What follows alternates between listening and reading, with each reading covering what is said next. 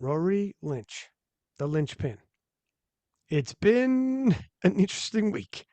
Right off the bat in powerlifting for everybody under the IPF umbrella. And I mean, you don't even got to be under the IPF umbrella. You got to be literally living under a rock to not have seen the memes, the messaging, and the whole nine that's gone around. The entire powerlifting community um, had thoughts on this, but to the big credit of the IPF, you get tested sometimes. Are you a federation of the people? Are you a federation of the lifters or not? And they answered that. I am glad to say by responding saying they are. They will listen to the people's complaints and respond accordingly due to those complaints. And that is reassuring. That can only be reassuring for them to say, we heard the complaints, we're taking them seriously, and as such, they're responding. Now, I'm going to let you lay out the timeline, and then we can go over the draft. And it's called a draft now, a draft of the rules changes, which is this is what everyone wanted. So we're getting what we wanted, and perfect. Right. So the original timeline was that the rules and this is part I think this is probably why people are actually upset more so than the rules changes. There's a few of the rules changes which are probably not so good. We'll get to that a little bit later, I think. But I think part of the upsetness was the original timeline. And the original timeline was that the rules were released directly to the member federations without being published on the IPF website. So us as members were not privy to them originally on what on my time was actually the 2nd of January, and that they were to be implemented as of the 1st of January. So you can already see the issue there. Um, Hmm. there was quite the public outcry.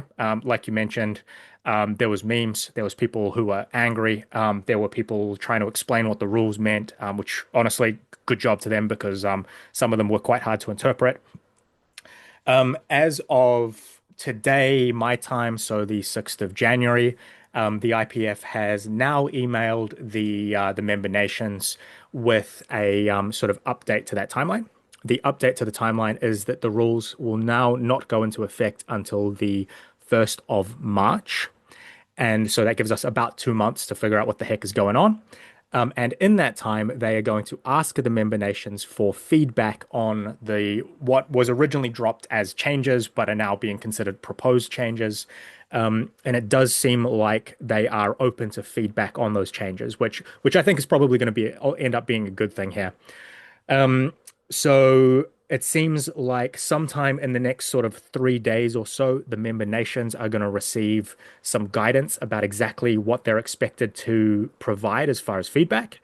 And that the member nations are expected to sort of solicit input from their members, turn that into something sort of relatively cohesive, and then send that to the IPF for review for implementation on the 1st of March.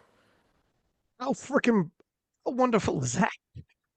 Like that process you just said that a draft gets sent out, sent to the nations, they give it to the lifters get to rally up some feedback, the nations then siphon all this, send it to the IPF, and the IPF then moves forward. Like this is that's literally democracy. Yeah, You look, know, consultation process, fantastic. There probably should have been a consultation process to begin with, but look, I will take a late consultation process over nothing at all. And so, like, I'm pretty pleased that, they have seen the public outcry, and instead of going, no, no, no, we know best, they've gone, oh no, we have misstepped, and maybe we should listen to these people who make up our, federations. look at it, it's okay. People in organizations make mistakes. Fact, and they will continue to. You see, I don't care if it's an organization, governments, whatever. It's what do you do once you recognize that? Are you just going to be too proud and no, you don't, you just rumble forward regardless? You don't listen to the people? No. It's what you do afterwards once you recognize that. Okay, this did not land the way we thought it would land. And Yeah, and look, this these are humans. Humans make mistakes sometimes. Um, Obviously, no one here is trying to sabotage powerlifting, right? Like all of these people do Mhm. this essentially free on their own time. Like these people are doing what they think is best. And sometimes what they think is going to be best is not what like you and I are going to think is going to be best. But it's not because they're evil or nasty or like trying to mess things up on purpose, right? It's because they see different things than we see or they have different opinions than we have. So yeah, look, you make a mistake or you do something and people go, "Hey, that was wrong," and you go, "Oh shit, let's fix it." Sounds great to me. and due to this too, listening to the complaints even looks like procedurally moving forward, this is what we're going to do. I mean, it'd be shocking if they didn't now. They're that this is a perfect way to move. I mean, not a perfect, that's too strong of a word, probably. I'm sure there's, but this is a solid way to move forward. Sending out a draft, letting the nations get it, chew on it a little bit, talk to the membership, give your ideas, and then whatever, we go forward from there. Let's see. Let's see. And you're not, for everyone listening, if you're a lifter, if you poll 100 people, not everyone's going to be on the same page. So you might not get what you want, but at least they're listening and they Yep. hear you out, because there's no way all of us are going to get what we want. That's just Yep. not going to happen. And we don't And all con- we don't. to an extent, people don't like change, right? And so there are like even I rules fear that it. some of us fear change even, right? And so there is going to be some resistance even to changes which end up being a good thing. And honestly, we can't see the future either, right? And so some of these changes will have net positive effects, and that's going to be great. Some of them may have net negative effects. And the only real way that we can know that is to try and see. And so, like, we need to change rules sometimes. We need to update for changing times. You know, one of the rules which is changing is that they're updating it so that if a show is, if a meet is being televised, they can change the length of the breaks between the lifts to better accommodate the fact that it's being televised, right? This is something that like we could never have foreseen before we started getting on something like Eurosport, right? So look, I am a little bit resistant to this. Like I don't love it, but it's sort of preparing us for this like future state where powerlifting is on TV and that kind of stuff. So like Mhm. it probably is going to end up being a good thing. Let's talk about, now that we know that they're open to feedback, and we know this for fact. They're pivoting and taking feedback in. Now's an opportunity for everybody to get their feedback out to their member nations. I think let's go over some of the rule changes. You can read them out, but let's not bury the leads, please, Rory. Some of the minor ones, let's not worry about it right off the hop. Let's go to the ones that got the most traction online, and we could discuss what it says in the draft proposal, not the rule now. It's important to say, but the initial draft proposal. And everybody listening, got to pay attention because there's a consultation period.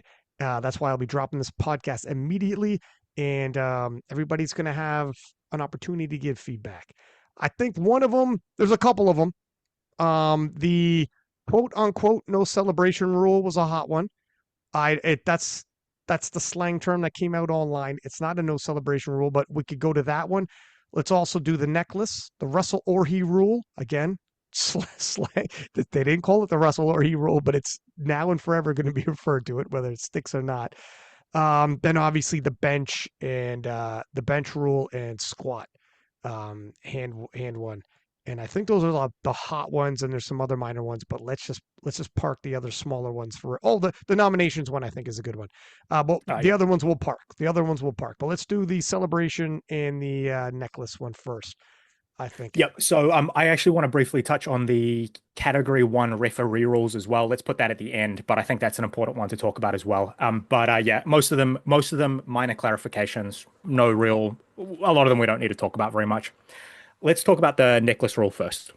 Um, so the previously powerlifters were allowed to, or currently, because this is now a proposal, you're allowed to wear what the rules refer to as costume jewelry, which basically means you can wear stuff that's like relatively unobtrusive on the platform. That includes necklaces, watches, rings, earrings. Like, you don't have to take any of that stuff out. That's glasses. That's like just generally considered to be fine and normal. Um, the new rules have said that, or the new proposal has said that you may not have a necklace in your mouth. And if you are wearing a necklace, you must tuck it underneath your t-shirt. And so I have to say, when I first read this, I kind of broke it into two parts in my mind. Um, Sorry, I'm editorializing now. The first part was not having it in your mouth seems like a good idea, particularly in the event that something goes wrong. I don't want to be worried about if there is a choking hazard as well as figuring out what the hell is going on, right? Somebody drops a squat, they roll it over their head, they fall, something like that. I don't want to worry, look, is Russell or he going to swallow his chain or something, as well as worrying about the spotters and the fact that somebody has fallen over and like those kinds of things, right? So that doesn't seem like a big issue to me. The second half of the rule saying if you're wearing a necklace, you must wear it underneath your clothing. Originally, when I read it, I thought it was a little bit petty, but I did not click as to what it really meant. And then when the clarification from the EPF was posted on Instagram, they chose some examples that I think were quite inflammatory, and probably made it a little bit worse. And so It the definitely examples made that it worse, It unfortunately. definitely made it worse. So the examples that they gave were Carlina Tongatea wearing a greenstone taonga, which has like a huge amount of cultural significance. It's very hard to understate how insulting it would be to ask her to take that off or hide it. The example was like recognizably her, right? Like it wasn't, it was definitely like targeted. Two of the other examples were religious iconography, and I genuinely do not even know if it would pass some human rights laws to say that people have to hide these things. And then the third example was Jad Jacob wearing Stanley Oden, her coach who passed away a little bit over 12 months ago, wearing the chain that he used to wear as a memorial. Um, and it's I can't think of four worse examples to have picked, if I'm God, honest. it Um, was, it was, it was, no, it was somebody saying, "Don't worry, I'll add clarity. I got this," and posted that. It's like, oh gosh, oh, that you was just made that unfortunate. much worse. Yeah, It made it worse, but yeah. Anyways, the public outcry around the necklace grew and grew significantly. I'm going to be honest. In terms of the necklace, I don't see. I'm. If you want to try to tell me there could be a possible safety, I mean, honestly, I've been powerlifting since 2008. Been at every single world since 2016, and I've never seen anything even close to a safety issue, even if it's in your mouth. And you yeah, would have to tell me, I mean, it's possible. A lot of things are possible. People yeah, have been hit by lightning before. If you can believe it, yeah. that's happened. You've never met anyone who has, and you never will, but it's happened. Do I honestly think it's a safety issue and I'm worried about it? Not even a little. Not even a No, little bit. Not in your mouth, not in whatever. We're making solutions to problems that don't exist, I believe. So and then to tuck the chain and hide it, be like, you better hide that thing. I look, I don't know. That's not that's pretty old school. I don't like legit that's something my grandmother would tell me from at dinner table would be like, and God bless, she's long gone. You tuck your chain, take your hat off, whatever.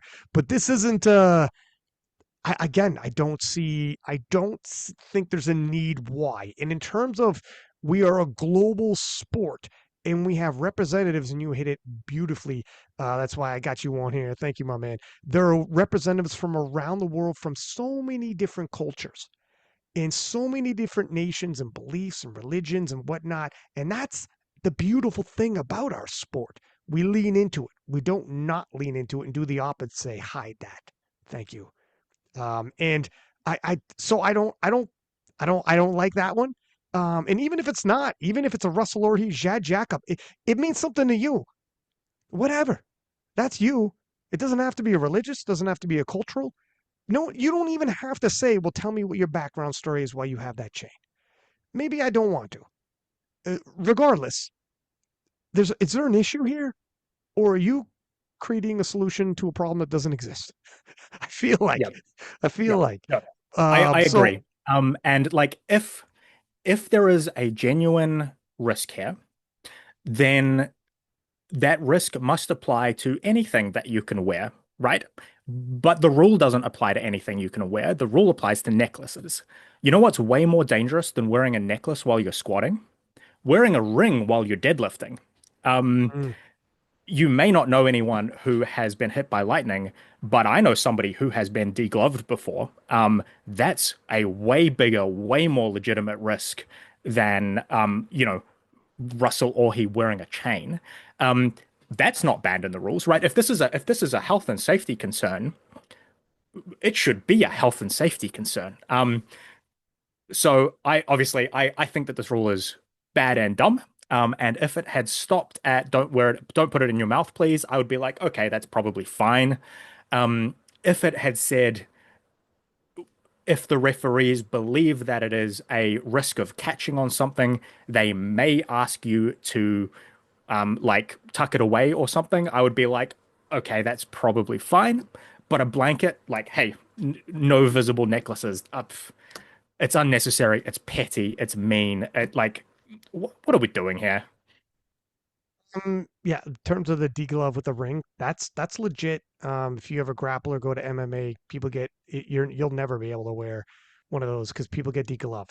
That happens I tell you what, I in was handing out bench presses for Brett Gibbs once, and I was wearing a ring, and the ring caught handing out a bench press. It was about a 200 kilo bench press, to be fair. Handing out a bench press, it caught and it twisted on my finger, and it like warped the shape of the ring. And I was really lucky that I was still able to get it off without like losing anything, right? Um, mm, and like I wasn't deadlifting or anything. Like I just happened to be there, and I was like, oh yeah, I'll give you a handout. No worries, man.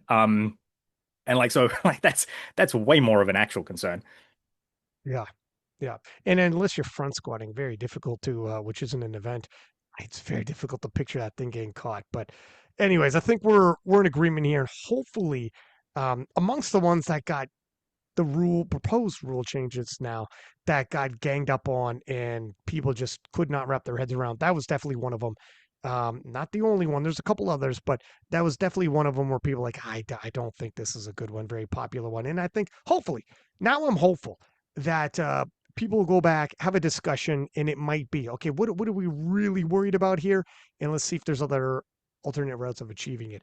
Let's do the celebration one, which also got ganged up on. It's called the celebration rule, but again, I want to clarify. It's not saying you can't celebrate. And Yeah, that's where yeah, yeah, the devil's in the details here. Let's get the wording properly and go from yeah. there. So I'll read out what it actually says because, like you said, it doesn't say don't Thank you. celebrate.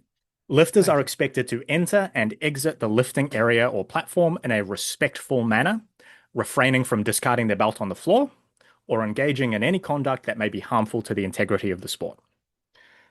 So, first read, this seems quite reasonable. Like when you read what it actually says, because I don't think anyone is sitting here being like, yes, lifters should throw their belts, lifters should be actively disrespectful, right? Like nobody's sitting here saying that. In my opinion, the real issue with this rule is that it is vague. So it tells you to be respectful. It does say don't throw your belt, but aside from that, it doesn't provide parameters as to what is respectful or disrespectful. The problem with that is, as you mentioned before, this is a worldwide sport.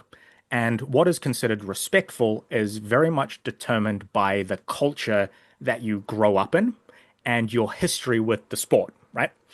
And so, what is considered respectful or disrespectful in New Zealand is different to what is considered respectful in Australia or Japan or Canada or Brazil or France, Mm. right? So, does this means that if you want to be really sure that you're not going to get any problems with your behavior, you have to take it with the most conservative possible interpretation because you don't know what the referee is going to consider to be disrespectful. Like, is doing a backflip on the platform, is that disrespectful? I wouldn't say so if it's not in people's way and slowing the meet down. I would say like that's kind of cool. I appreciate I seeing think that. it's amazing. I think it's amazing. But I'm sure that Yeah, there are some people who are going to look at that and be like, yeah. red light for disrespect, right?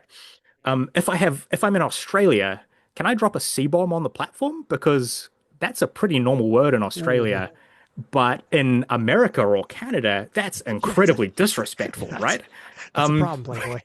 right, That's a right. problem. So, like, um, I don't think that this rule is bad per se, but like it just needs to define what is an acceptable behavior, what is not an acceptable behavior. So it said throwing your belt bad, cool, I agree.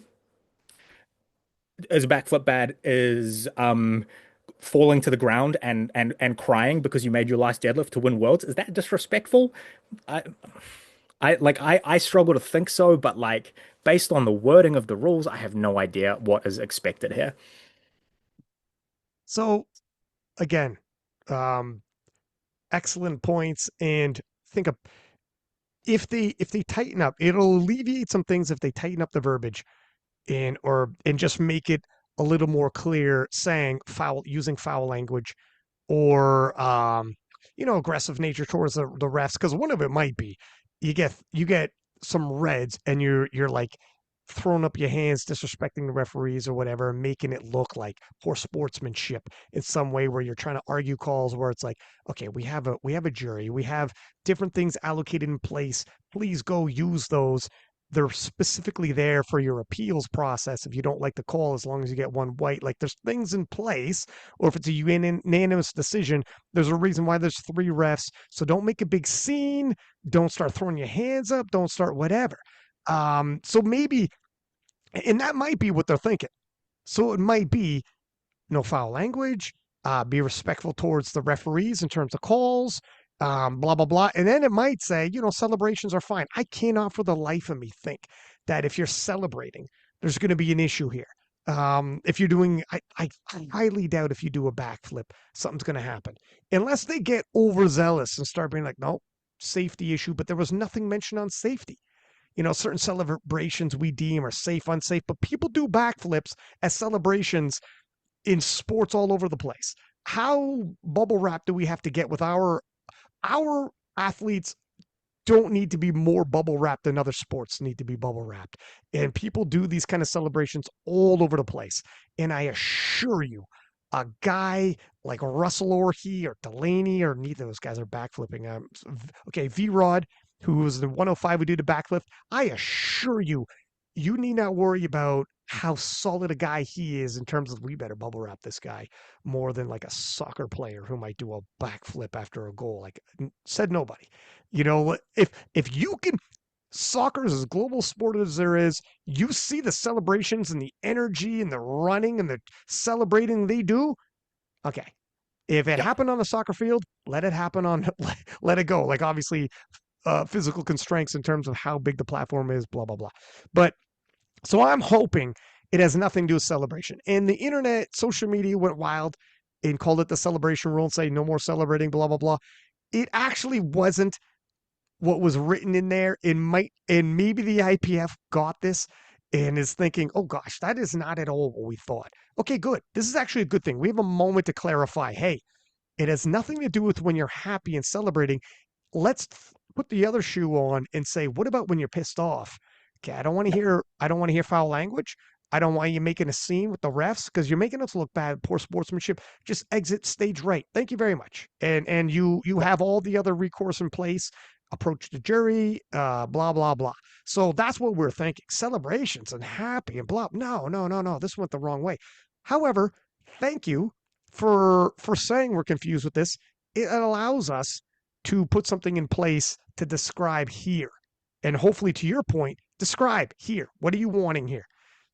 Language, throwing of the belts, blah, blah, blah. We're thinking you're pissed off and you're going to make a scene. And some people, God bless, don't always handle everything always the best. Okay. With And most that's okay, maturity. right? Like Right, it's right. emotional. People sometimes Yeah, there's yeah. stakes. People care a lot about this, right? Like Fine. emotions come out sometimes. That's okay. Um Honestly, fixing this rule. You just need to make a list of behaviors that are okay and not okay. Like we go, don't swear at the referees, don't throw your belt on the platform, don't slow down the meet for everybody else. Aside from that, like don't scream at the referees or the crowd. Aside from that, like do your dance, do your backflip, shake hands with the referees, like whatever you like. That's all it Yeah. needs, I think. Yeah. I would say scream at the crowd like in a negative way, but like you could scream at the crowd because they're going to be screaming at you back and forth. But I know what you meant. Yep. Yeah, exactly. Let people just clarify a couple things like that. How about the moving forward? I know I'm going to throw this one there because it's closely linked to the celebration rule. So let's just hammer this one as well. When you move forward and step over the deadlift bar, or you move forward on the squat, is that in there as well? Yes. So the lifter is not allowed to leave the front of the rack during a squat, which I believe was already a rule. Can't actually point to where it was in the rules, but I believe that that was already a rule. You're not allowed to step over the deadlift bar. Um, Now, something that I think would have helped these rules go down better the first time is if they were released with a short explanation as to the exact thing that they were trying to fix or the problem that they were trying to alleviate, right? And so I think that this is supposed to be the subtext here is supposed to be so that the spotters and loaders know where you're going and what you're doing, and you don't get in their way while they're trying to prepare the platform for the next person. That's my understanding of the subtext to this. Um, Particularly like like stepping over the deadlift bar when people are like coming in with the jack and things like that. It can spotters and loaders often try to race each other to see who can get it ready the fastest and things like that. And so I think there's probably a little bit of a safety concern for that.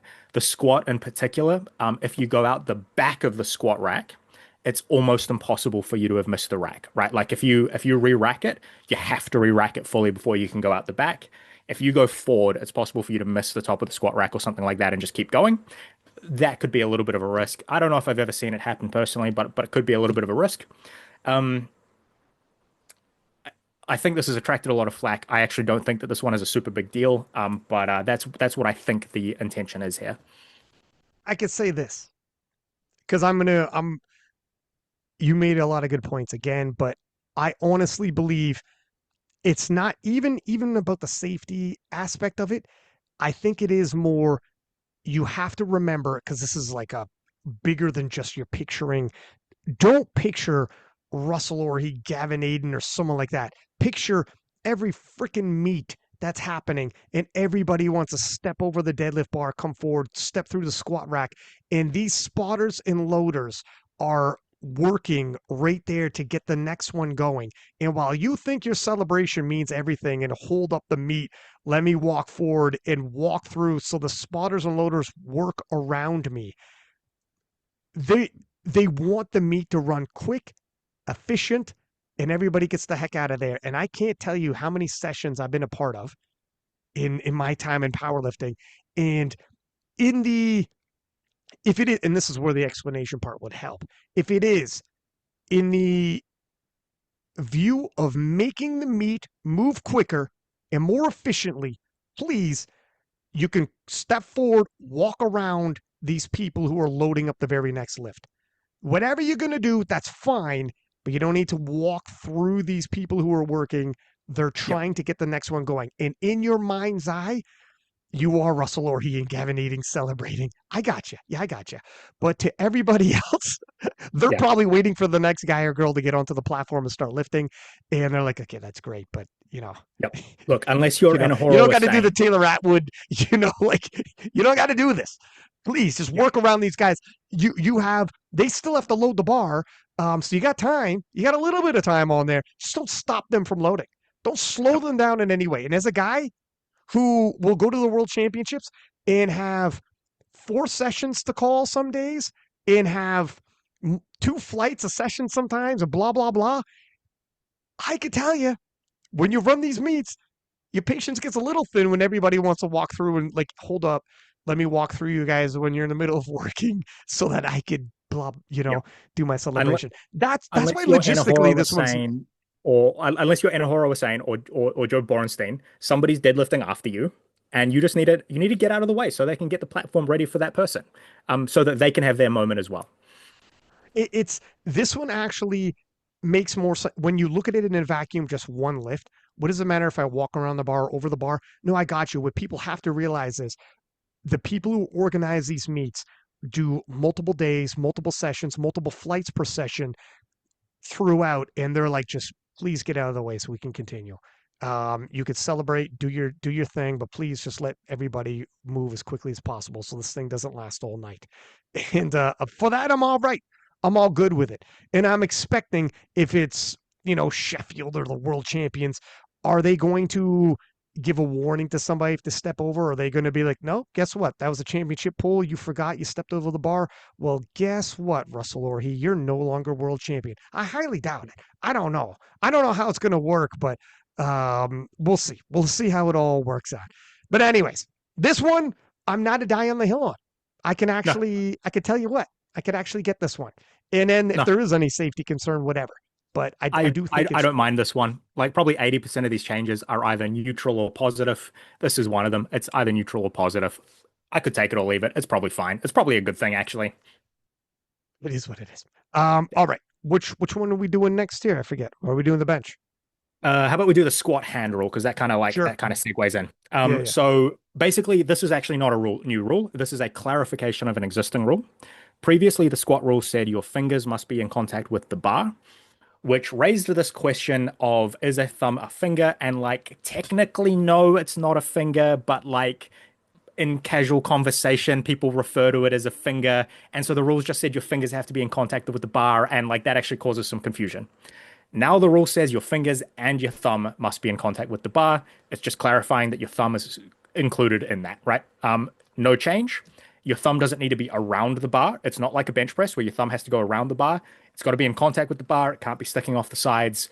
But it does not have to fully wrap around. This is not a new rule. This is the same rule it's always been. It's just like a couple of words have been added to make it clearer as to exactly what's meant. Okay, that is huge. First off, because was it not worded gripping? I think it is. Yeah. So this is where the confusion comes in.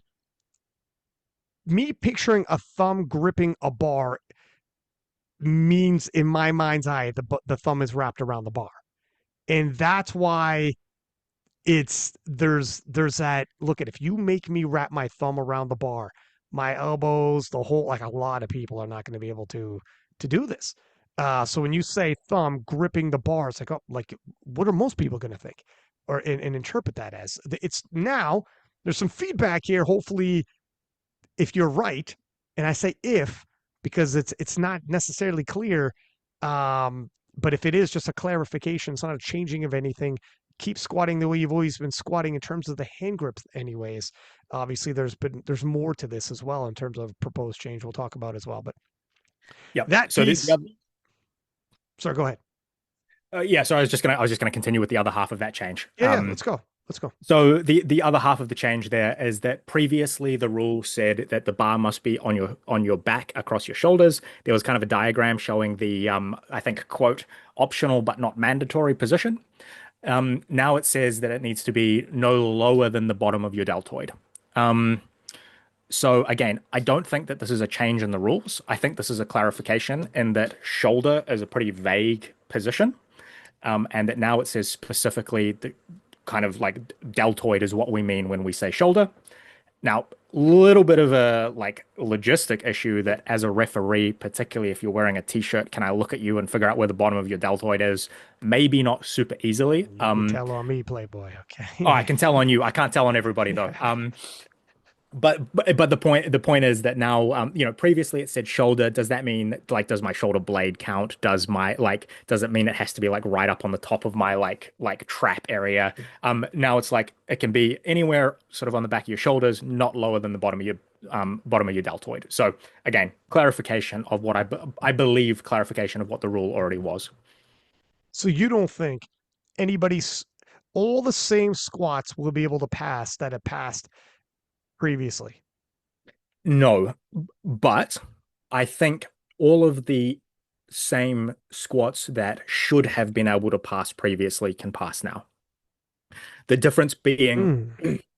The difference being previously, when somebody had a bar really far down their back, it was very hard for me as a referee to look at that and go, oh no, that's too low. That's no longer on your shoulder.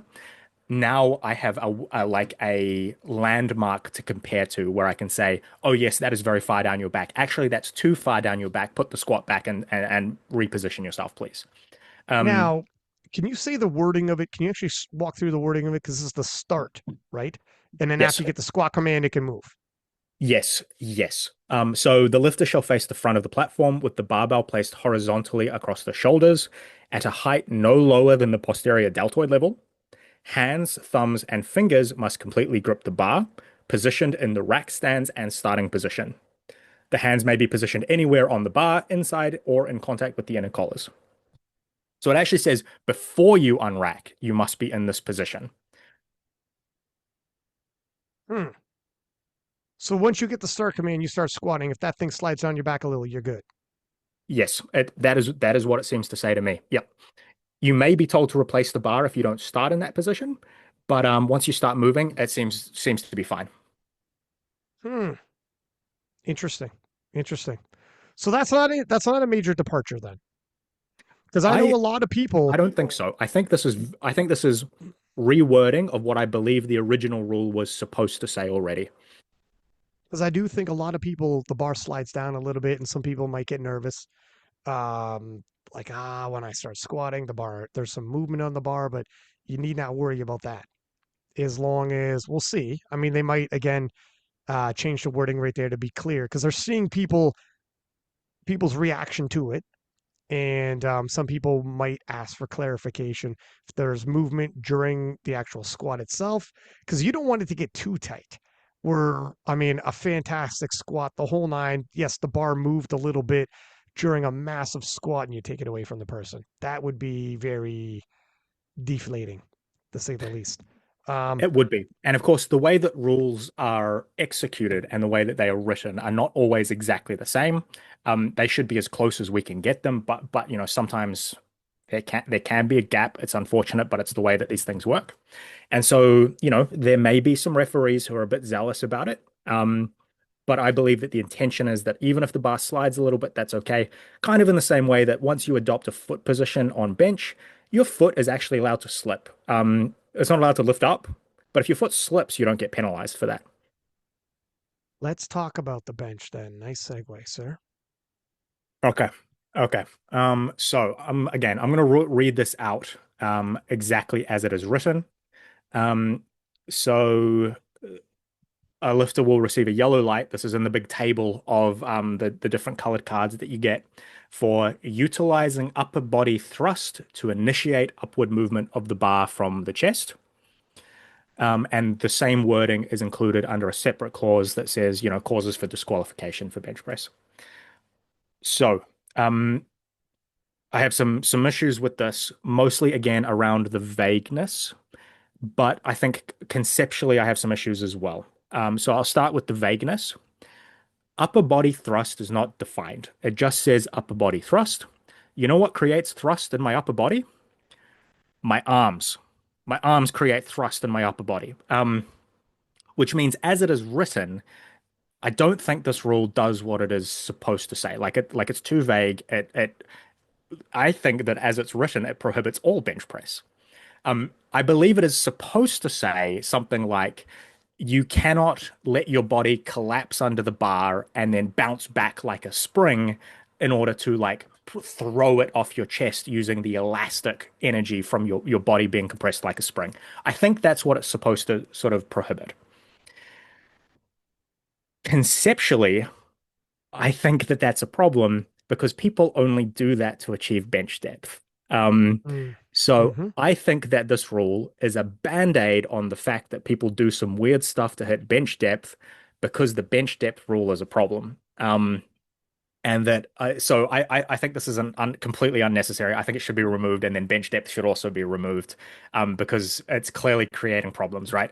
People do this weird thing that is not good to, or the IPF says is not good to get around it. It's hard to referee. It causes all kinds of confusion. There's a massive section of the rule book taken up with like examples of what is supposed to be bench depth and what is not. Um, So that is sort of my summary of the issues here. 100% this is for sure due to bench depth rule. And people have adjusted to the bench depth rule, and this is trying to. Here's the problem that you've already said: bench is already technical enough.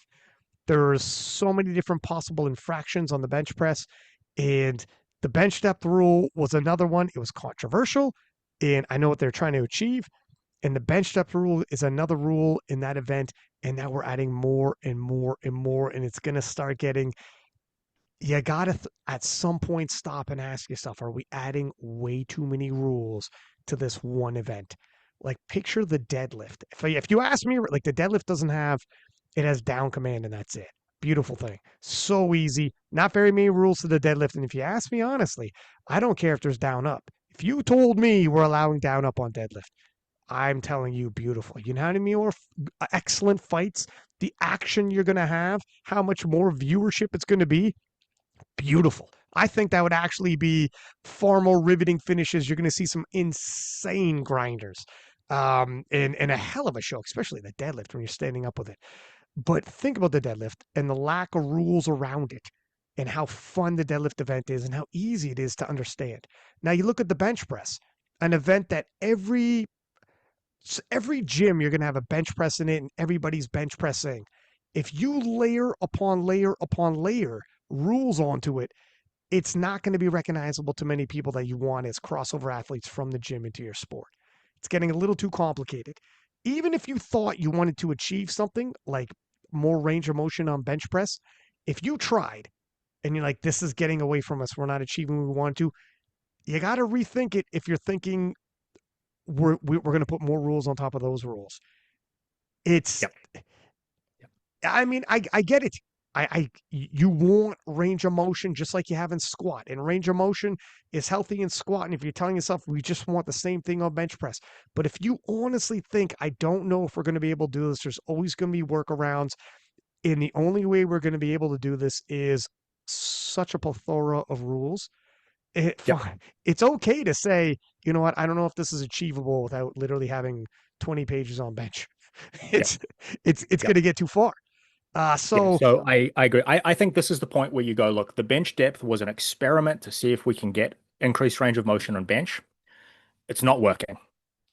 Been a couple of years, people are still confused by it. We still have to sacrifice somebody on the altar of bench depth once a year, otherwise the powerlifting gods are angered. It doesn't work. It's okay to say, look, the experiment doesn't work, we'll take it away. Like, and I think that's what needs to happen here. it might be in review. I don't know, who the frick knows. But you want to be careful with how many different rules get applied to the same bench as that one event, huh? There's when you talk to like a gym goer who's like, yeah, a bench only meet should be easy enough for me to transition into powerlifting with. That is, let me go through how many rules you got to be careful for. it's Yeah. it's there's a lot there to unpack. Yeah. You're gonna need a And lot of time to get ready. that's already the lift with the lowest viewership, right? Like you watch the viewership stats for powerlifting, it's pretty good in squats, drops off during bench, spikes during deadlifts, right? It's already the one that people don't understand. It's already the one people don't want to watch. Uh, We we should I think we need to let it go. We'll see what they do. We'll see what they come up with. Um, but even if they're like, no, listen, we 100% believe we need to increase the range of motion in the bench press, they're going to have to, at the very least, uh, reword this. So specifically lay out what are you looking for, and take your time with this one. So there's, because yes, like upper body thrusting is, it's a little vague, and No. We know what it means, but that's only because we've been in the sport so long that we know what people are looking at. If you were reading these rules for the first time, if you were like, "Hey, I'm going to do a bench meet, let me just read the rules real quick and just like see what I need to know," you wouldn't know what the heck that means. no. And you'll have a lot of people bombing out.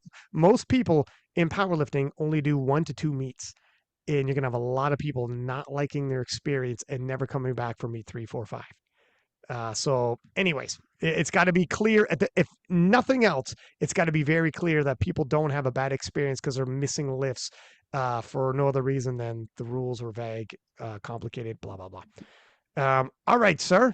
What else do we got? Are those the hot ones? Did you I see think anything else two that more was that I think we should okay? talk about. I think those are the hot ones. I want to talk about the Cat 1 referee rules because Mm, those actually upset me quite a lot. I think that they're quite unfair. And I think we should talk about the nomination change as well. That yeah. was one that you mentioned. Let's talk about the Cat 1 referee rules.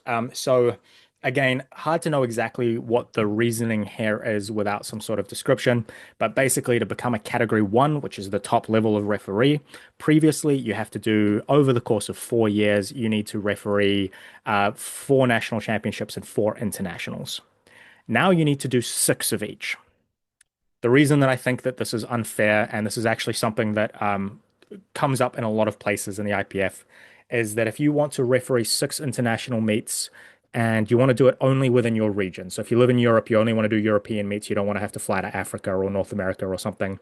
If you live in Europe, that takes you less than a year if you do all of them. There's about nine internationals a year held in Europe. If you live in North America, it takes you about 3 years. Sorry, if you live in Asia, it takes you about 1 year. This is about six internationals held in Asia every year. If you live in North America, it takes you about 3 years. They have two a year, roughly. If you live in Africa or South America, it takes you 6 years. They've got one in each. If you live in Oceania, it takes you 8 years because we have three every 4 years. We don't have an Oceania Championships every year. So, of course, there are some like band-aids to this, right? You can say, hey, look, if you're an Oceania and you want to become an international ref, fly to Worlds. It's also the furthest for us to fly to Worlds, right? Um, some of the member nations in Oceania, some of the poorest countries on Earth, right? Like we're talking about countries like Nauru, where the average income is poverty level, and there's 10,000 people. Does that mean that they shouldn't be allowed to like be referees and contribute to the sport? That something about that strikes me as extremely unfair and Eurocentric. Mm. Yeah, you got to be careful also. And this is where, at the very least, they throw this out there and other nations can say, you won't have, because I know the IPF is about representation and they're probably haven't taken this and they're strong with representation. When people ask, why so many nations go to worlds, why isn't there maybe a cutoff for the people going to worlds, or why can't one nation send five people and you have like minimum standards for worlds? It's because the IPF wants inclusion from nations all over the world. They want to see that, so I know that's not what they intended. That's where this review process might alert them to things like maybe there are some unintended repercussions due to it. And they might not even be fully aware. Did you realize certain regions in a year you're on the international scene refing, and some other nations it could take you years, plural, much more. It's uneven. And I know that, like, and then a representation on the refs and officials, I'm sure they want it spread out. So I don't think that's their intention. So this is an opportunity for this Yep. proposal process for someone to point things out that might not have been pointed out in their original discussions. And okay, maybe we have an issue here. How do we address this? Do we still get to achieve what we actually want to achieve? Is um, referees with experience and referees that when they get to worlds due to that experience aren't robbing lifters of good lifts, etc.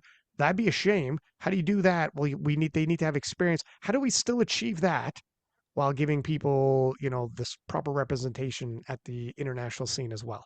Because you don't Yep. want just heavy from one nation. So Agreed. anyways, Unfortunately, I think the solutions to this are much more complicated, right? The some of the previous stuff that we talked about, some of the solutions are like relatively easy in my opinion.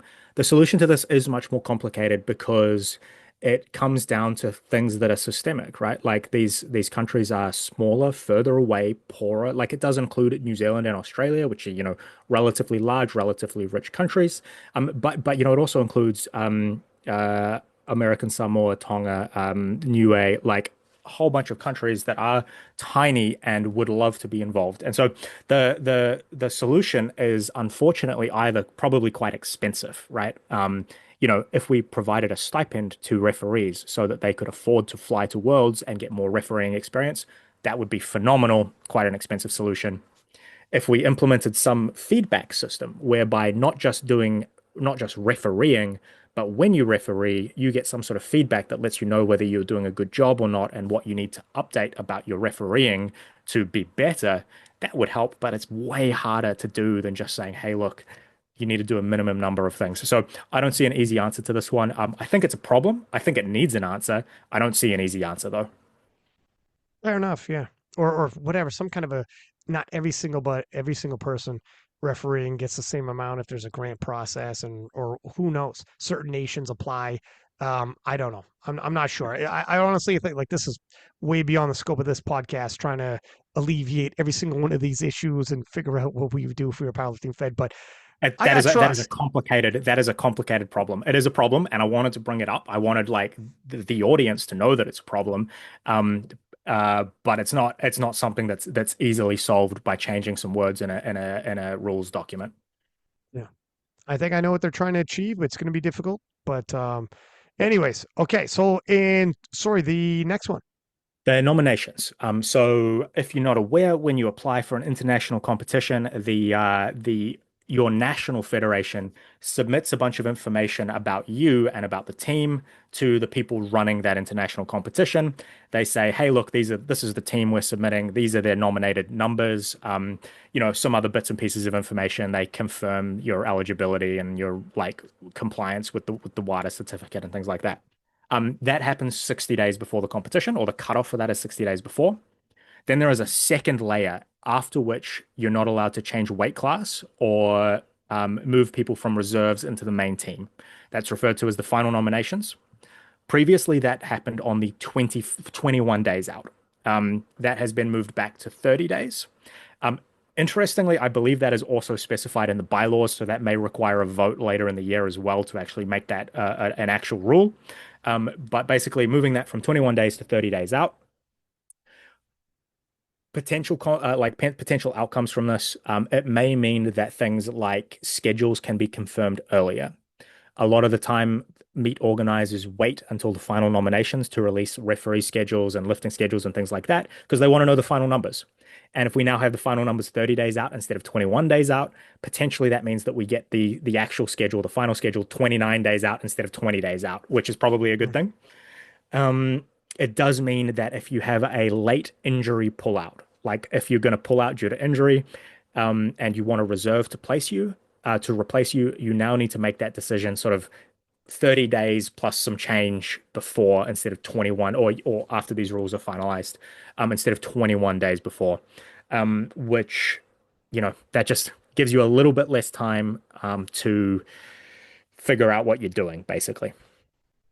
Yeah, and this is an overall positive, net positive. I can't think of any negatives off the top of my head, but giving people like the schedule sooner, or at least the ability that for them to get the schedule out sooner, because things look to be locked in. Perfect, perfect. Yeah, You're looking at a month instead of 3 weeks, and yeah, freaking 9 days counts. 9 days is a lot of time. It's a lot more time. You could that's achieve a almost lot in 9 days. 50% more time. That's 50% more time, right? Like It yeah, that's a Yeah, lot. it's a significant amount. Same with anybody who's getting the call. Do you want to lift at IPF Worlds? How much time do I have? You got a month. I mean, you could do a lot in a month. A, If you only a got a couple whole weeks, peaking block fits into a whole peaking block is going to fit into a month. It's not as going to fit long into 3 weeks. yeah. So as long as you've been lifting, I don't know any top end power lifters who go to international events who full stop lifting. As long as you've been lifting and you tell your coach we got 4 weeks to peak, you'll probably be all right. Is it the best peak of your life? I mean, maybe not, but you'll be okay. You'll definitely be able to put yourself together, talk to your boss at work for the vacation days, book some flights. These are things. We're 9 days out. It's good. Your flights are cheaper a month out than a few weeks out. Your boss at work is going to be okay vacation days and try to cover you at work if they got a month in advance. A lot of the things that are stressors, you got kids, you need babysitters, whatever the hell. All of the reasons why you might not be able to swing this if you don't have enough time for a heads up now gets alleviated, or at least not completely alleviated, but gets a lot easier. With a month in advance, a lot of people can do a lot of things. Give me a month, and that includes a peaking block of a month. So yeah, I think this is a net positive, and then obviously for everybody getting the schedule and understanding when they got to show up and flights and blah blah blah. It definitely helps. So I think this is a positive. I think I'm going to chalk that one down as a positive. I think it's a positive as well. Like I said, it may require a vote at the General Assembly later in the year, because I believe it is also specified in the bylaws. But I think this is a net positive. I think this is a good thing. Um, that is all of the things we said we were going to talk about. There's a bunch of quite small changes. Do you want to rattle through those really quickly, or Yeah, should quickly we wrap rattle it there? through them. What the Okay, heck? so most of these changes are, like I said, either distinctly positive or neutral. So I'll just fly through them in the order that they are in the rules. The rules now say if you go to Worlds, you have to get a participation medal or certificate. Which is okay, cool, nice. Yeah, I Um, take that. yeah, you go to Worlds, you get a memento. Nice. Um, it is now specified that if your arms are not locked at the beginning of a bench press, it is a blue card. Previously, it was assumed to be a blue card. It's now just like clarified that that is exactly what you're supposed to do. What else have we got? It is now specified that if you are wearing a long-legged soft suit, you do not also have to wear deadlift socks, but you can if you want. I think a lot of people assumed that, but like it didn't actually say. So, yep, if you're wearing a long leg suit, you don't have to wear deadlift socks. So again, just clarification. What else do we have? Your shoes must be properly fastened. So if you can't have the laces untied or something, tie up your laces. Probably a good thing. This is actually a bit of a 180, but I think it's probably a positive thing. Athletes are now permitted to receive assistance putting their knee sleeves on. Previously, you're allowed assistance getting them off, but not on. People did all kinds of weird things with the wrist straps and and long socks and things like that. Now it just says you're allowed help. I think that this is just because it was very hard to police. That's my guess. It 100%. was Yeah, you almost go to the impossible to police. you go to the So, washroom, come back like you can't keep eyes on. You will never police it. yep. So it's just like it was impossible to police. That's probably fine. What else do we have? Rattling through quite quickly here. When you set up on bench, you have to go from like the bench side. You can't go from the front side. So again, like how many people set up from the front anyway? That I just don't think that impacts Perverts. anyone, right? Sorry? Perverts. Perverts. Perverts. Perverts. Clarification. The deadlift rules used to say that your shoulders have to be back. Now it specifically says they have to be behind the bar, right? So in my opinion, that is just there's a diagram showing what that means. I think that's just a clarification of the existing rule. I think shoulders behind the bar is instead of back much better defined. Here's something they could do to alleviate as well is just say like the actual what we're looking for doesn't change though. Like if your deadlift was passing in 2025, it's going to pass in 2026 because I literally see people online saying, is Jesus's dead now not going to pass? Is this person's dead now not going to pass? And I don't want lifters being like, I got to change my dead now.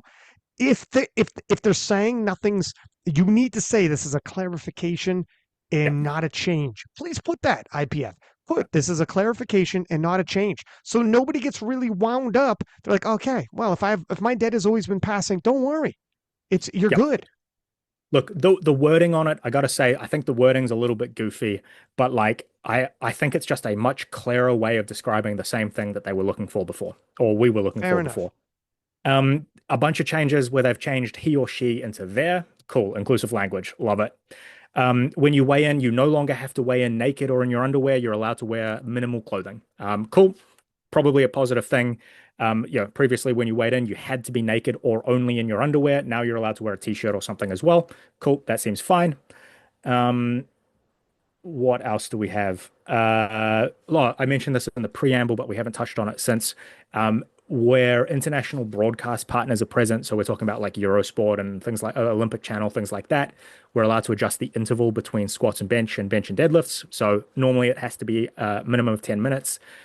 Sometimes they make it a little bit shorter to fit an ad break or something like that when it's being broadcast. Um, like I said, I don't actually love this, but I think it's positive for the sport, so probably a net good thing. Uh, Couple more things. Your hair now has to be tied up. It used to just say for bench press. Now you have to tie up your hair for all lifts if it is going to get in the way of the ability to referee it. Usually, what has happened historically for bench press is people notice on the first attempt that your hair is in the way and they say, hey, please tie up your hair before the second attempt. Like, you're not going to get disqualified from your deadlift for having your hair out or something. But if a referee goes, hey, your hair is so long that I can't see your hips, or I can't see your shoulders. Please It's your tie your hair shoulders, I back. think. Yeah. Yeah. Yeah. Sweet. That seems like a very reasonable thing to ask. It's now in the rules that the jury is allowed to use an instant replay. They've been doing it for a while, but the rules didn't say you're allowed to use an instant replay. It just like didn't say anything. Now it says, hey, look, instant replay is allowed. There's some clarification about exactly when and how it can be used. But like basically just saying like, yes, if there is an instant replay system available, you can use it. They have slightly increased the minimum number of referees that countries need to send to Worlds. It used to be three, it is now four, and up to two extras on the jury. So, many times they struggle to get enough referees for big competitions. Something like Worlds can have 3 sessions a day, 8 days in a row. That's like it's quite a lot of volunteers needed. So basically just saying, hey, look, send a couple more people to help us out, please. Sure.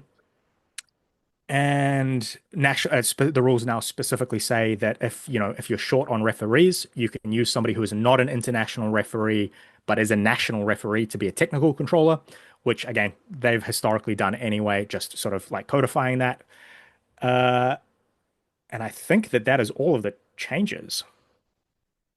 Oh, So they did. the Oh, uh, go ahead. the coaching rules now specifically say under no circumstances are you allowed to be under the influence of alcohol while coaching, Oh, see, which that's the one I disagree they with. didn't And that's the previously one I say. don't like.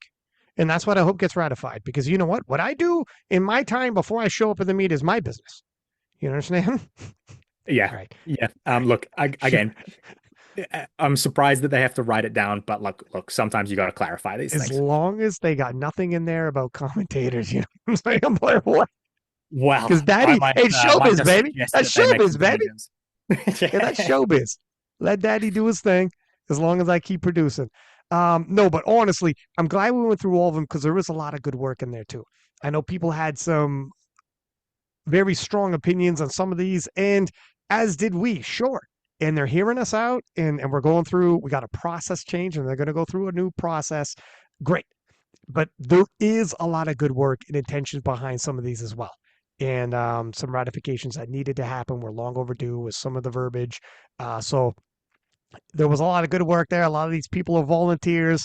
Let's gain our composure and trust the process. Is that if ever there was a sentence that was used in a sport, it's our sport when we say trust the process. So let's see what happens. I'm hopeful. It's huge that they're doing this much. Giving a grace period to all the national federations and giving their feedback and taking the feedback and then rewording it as a draft as opposed to the rules. So this is hopeful. I am hopeful, my friend. I'm optimistic. Color me optimistic, my man. But yeah. let's see. So if you've got strong feelings about these, I've got strong feelings about some of them. Like I said, I think most of them are either neutral or positive. There's a couple that I really want to see changed a little bit.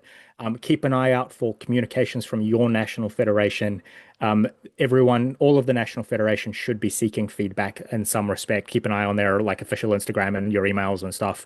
Um, don't just because it's been changed from the rules to now draft rules doesn't mean that you shouldn't still make your opinion heard, right? Like Oh, the the process is opposite. working, but This is you've the but you've got time. to make your voice you've got to make your voice heard, right? So Yeah, yeah. use the opportunity. Yeah, they're literally opening it up. Don't go silent now. Don't only do it on social media as well, please. Don't just, throw it in your stories or whatnot. Look for the proper channels and be the change you want to see. You gotta. They're opening up and saying, okay, fine, fine, give us your feedback. Please use this opportunity and don't let it go to waste if you feel strongly about any of the above. And look at man, I mean, some people might disagree with some of my opinions. That's why there's a lot of us, and that's why it's democracy. And let's hope it all works out, and everybody just puts their 2 cents in. All right, my man. You think we covered it well? I think we covered all the important stuff. I'm now glad that we waited. We Me too. Yeah, me we too. thought we were Good my timing. man. We thought we were late to the punch.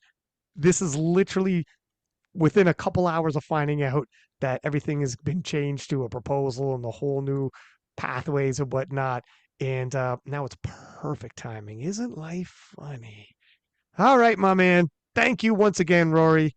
You're amongst the A team. I gave you little to no notice, and you jumped in here with your boy, and we sorted this out. And for everybody listening, as per usual, Please do subscribe, give us high ratings, and until next time, six pack Lapadat, six up, and we are out.